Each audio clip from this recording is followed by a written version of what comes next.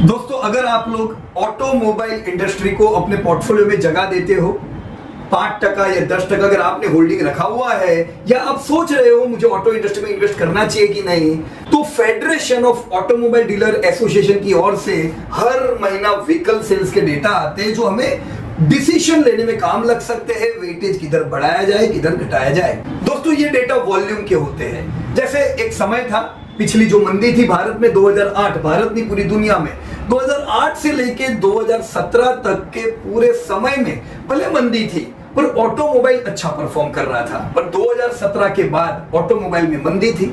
ये मंदी हम कैसे कहते हैं दोस्तों? वो ऐसे कहते हैं कि अगर मंदी थी 2008 में तो भी इंडिया में व्हीकल सेल्स के डेटा पॉजिटिव थे। तो इंडिया में ऑटो व्हीकल सेल्स के डेटा कंटिन्यू बढ़ रहे थे जो 2017 तक बढ़ रहे थे। तो उनके शेयर में भी आपने काफी पॉजिटिव चीजें देखी। 2017 के बाद दुनिया भर में ऑटो में मंदी आई, वॉल्यूम डाउन हुए। जब वॉल्यूम डाउन हुए तो बड़ी बड़ी कंपनियों को भी ट्रबल हुआ। आपने देखा कुछ कंपनियां अपना बिजनेस भी बंद करके चली गई, और उसके साथ एग्जिस्टिंग अच्छी कंपनियों के भी वॉल्यूम पिछले 5 साल से अफेक्टेड थे। और हम लोग भी इसी वजह से दोस्तों 5% से भी कम ऑटो में अपना वेटेज रखते थे। लेकिन बड़े लंबे समय के बाद दोस्तों वापस से इस साल से ऑटो के डेटा पॉजिटिव आ रहे हैं। तो दोस्तों आज जो हम डेटा डिस्कस करेंगे आपको काम लग सकते हैं डिसीजन मेकिंग में। ये डेटा ओरिजिनल इक्विपमेंट मैन्युफैक्चर के होंगे। यहाँ पे टायर की कंपनियां, ऑटो एंसिलरी या बैटरी की कंपनियों का समावेश नहीं होगा। ओईएम प्रोड्यूसर्स यहाँ पे हम कवर करेंगे। पर सीधी बात है दोस्तों, अगर गाड़ियां ज्यादा बिकती है तो उसकी आफ्टर इफेक्ट आपके टायर हो, ऑटो एंसिलरी, उनके भी पड़ती है। ये बात और है कि ये जो 3 इंडस्ट्री में बता रहा हूं, auto ancillary, tyre and battery, उनको रिप्लेसमेंट का भी धंधा मिलता है। पर ओईएम के डेटा खास करके ओईएम कंपनियों में तो ज्यादा काम लगेंगे। तो रेडी हो दोस्तों? चलिए हम लोग फरवरी के डेटा डिस्कस करते हैं। अगर चैनल सब्सक्राइब नहीं किया है उसको कर दीजिए पहले, ताकि ऐसे सब डेटा आपको मिलते जाए। दोस्तों फरवरी 2023 में पिछले साल के मुकाबले 16% ज्यादा व्हीकल बिके। तो वॉल्यूम में 16% एक पॉजिटिव चीज है।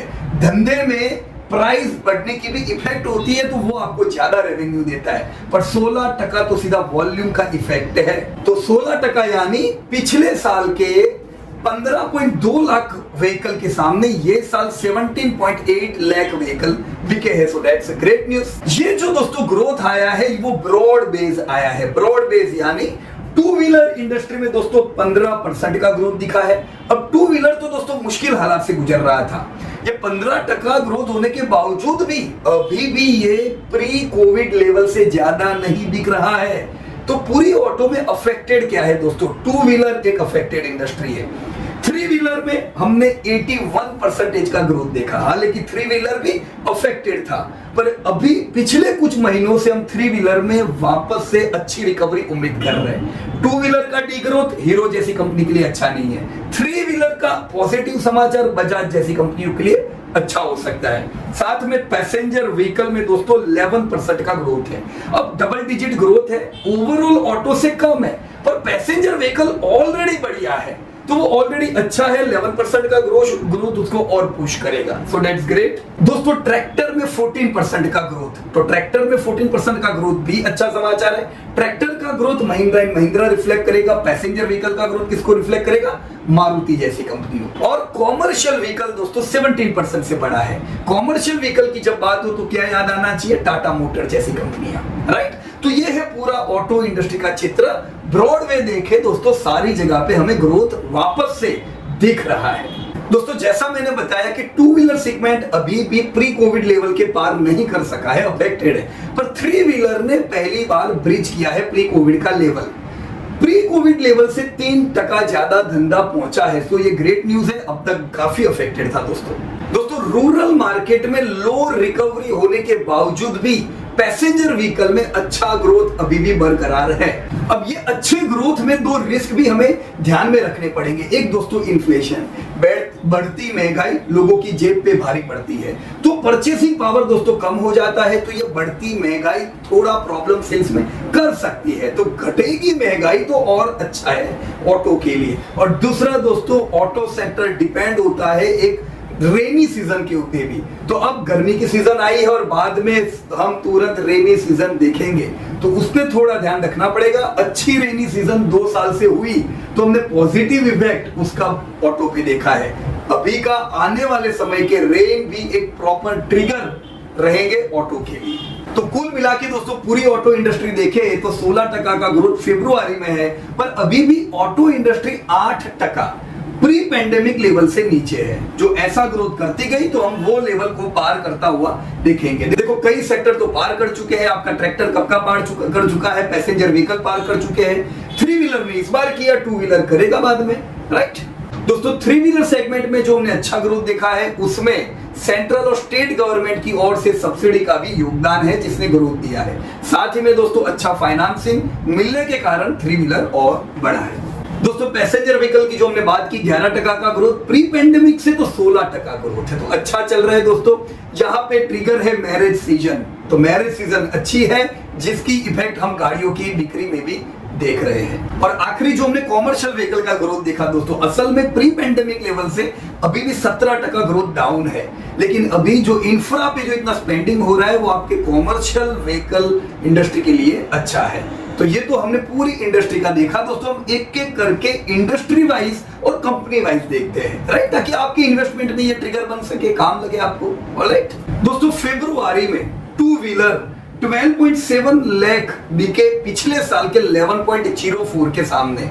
तो ग्रोथ हमने पहले ही बताया अच्छा हुआ है 2 व्हीलर में काफी समय बाद। प्री कोविड से अभी भी कम है, पर ये साल हम अच्छा ग्रोथ देख रहे हैं, राइट। तो आपने देखा होगा अगर आपके पास ये सब कंपनियों के 2 व्हीलर के शेयर है, ज्यादातर 2 व्हीलर कंपनियां अफेक्टेड होगी। क्योंकि प्री कोविड लेवल से वॉल्यूम उनके अभी नीचे है। यहाँ पे जो सबसे बड़ा किंग है 2 व्हीलर का राजा कौन दोस्तों? हीरो।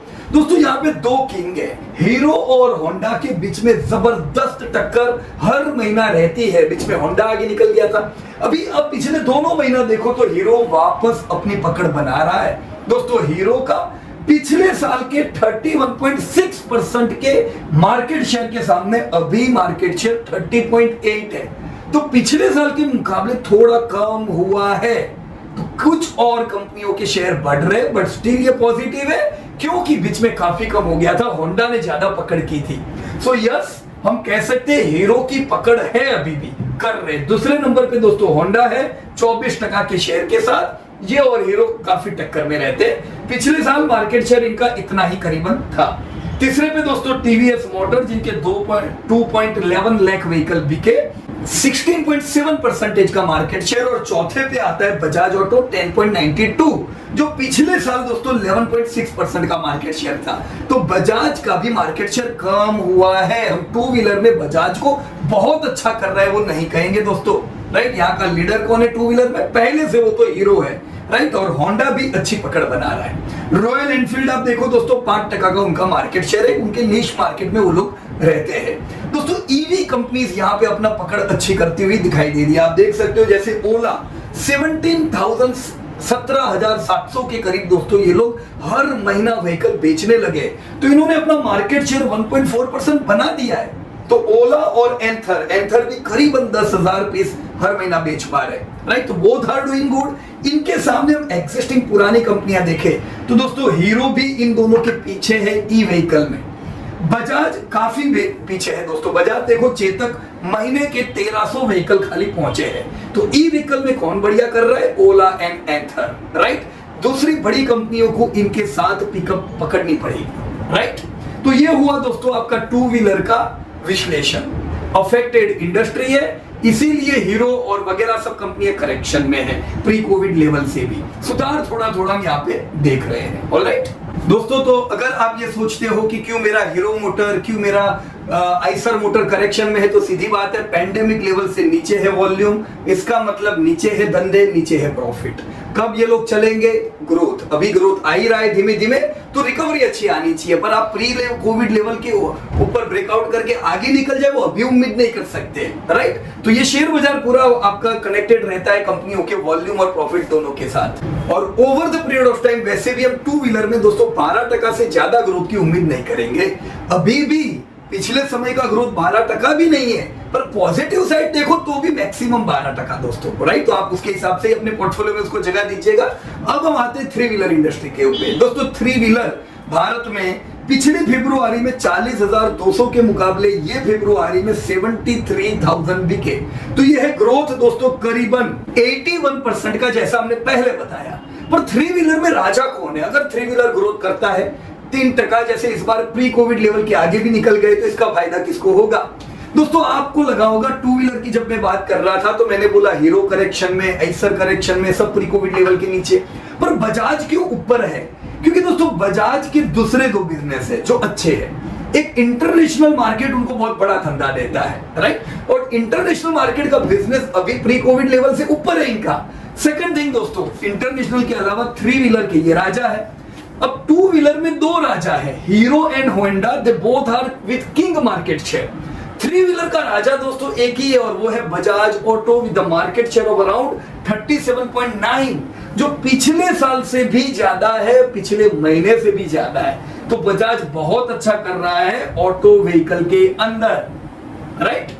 दूसरी भी कंपनियां यहाँ पे लिस्टेड है। अब जैसे M&M भी है, पर M&M को थ्री व्हीलर में गिनेंगे नहीं, खाली 4% मार्केट है।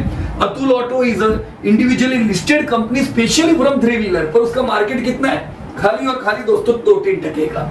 तो उनकी कोई गिनती नहीं है दोस्तों ओवरऑल थ्री व्हीलर के अंदर, राइट। तो थ्री व्हीलर का इंप्रूवमेंट किसको सपोर्ट देगा? बजाज ऑटो को।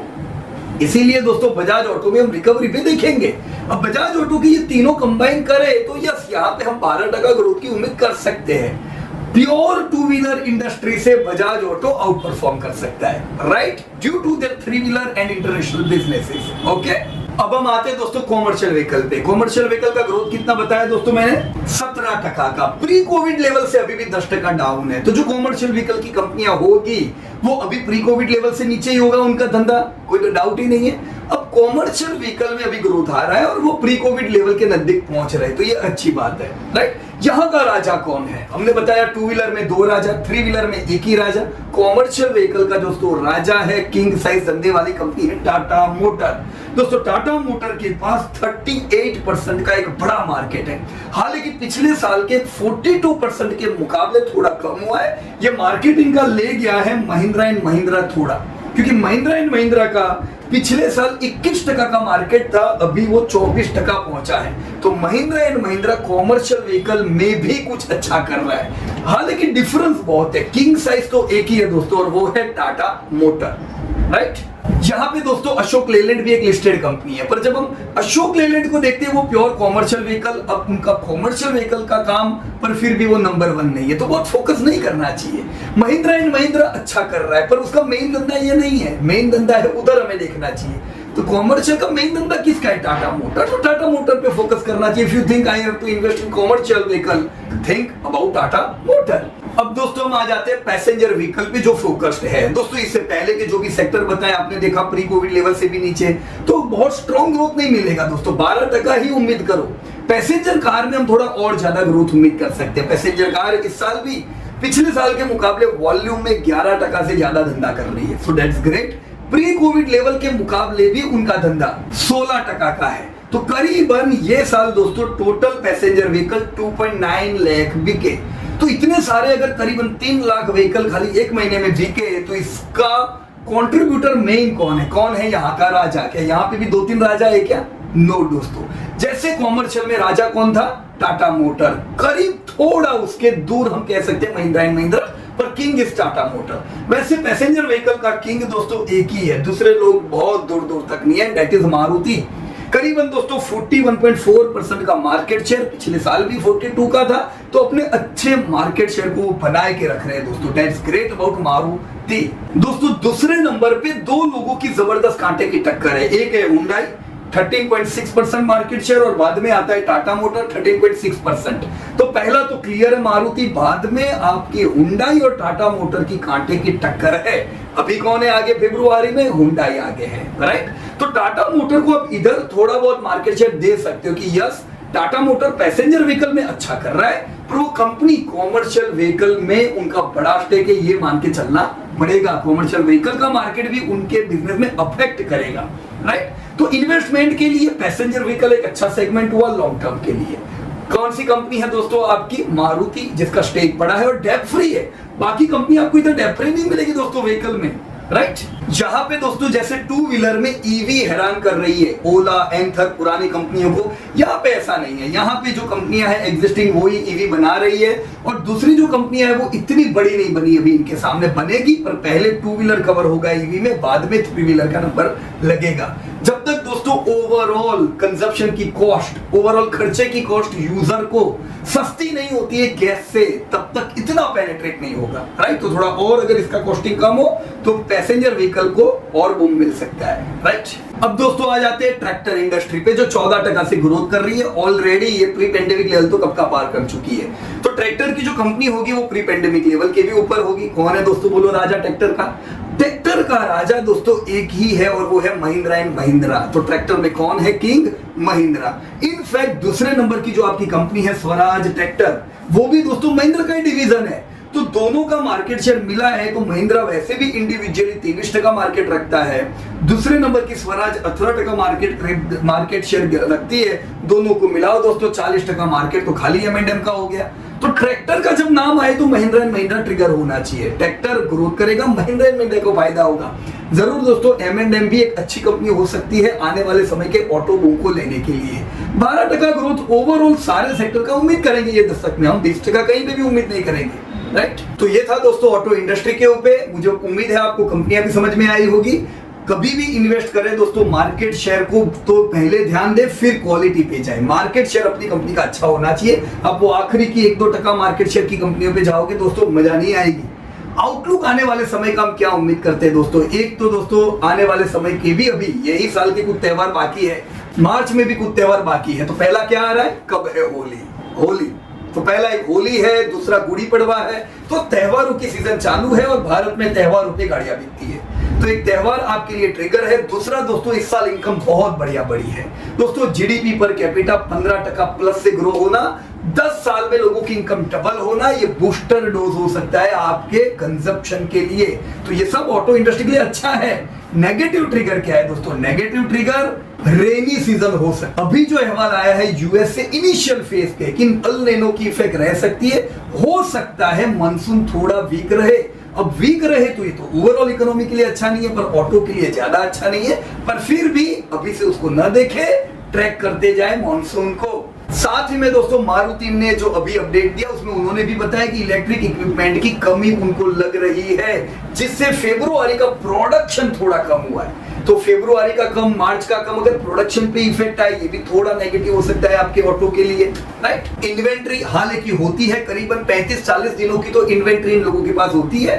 तब तक अगर ये प्रॉब्लम का सॉल्यूशन आ जाए तो कोई दिक्कत की बात नहीं है, right. So overall auto is a good industry for long term. कितना उम्मीद करने का? गुड यानी हम डाइवर्सिफाइड रिटेल यानी सुपरमार्केट उन सब के ग्रोथ के साथ कंपेयर नहीं कर सकते। वो सब 15-20% से दौड़ेंगे।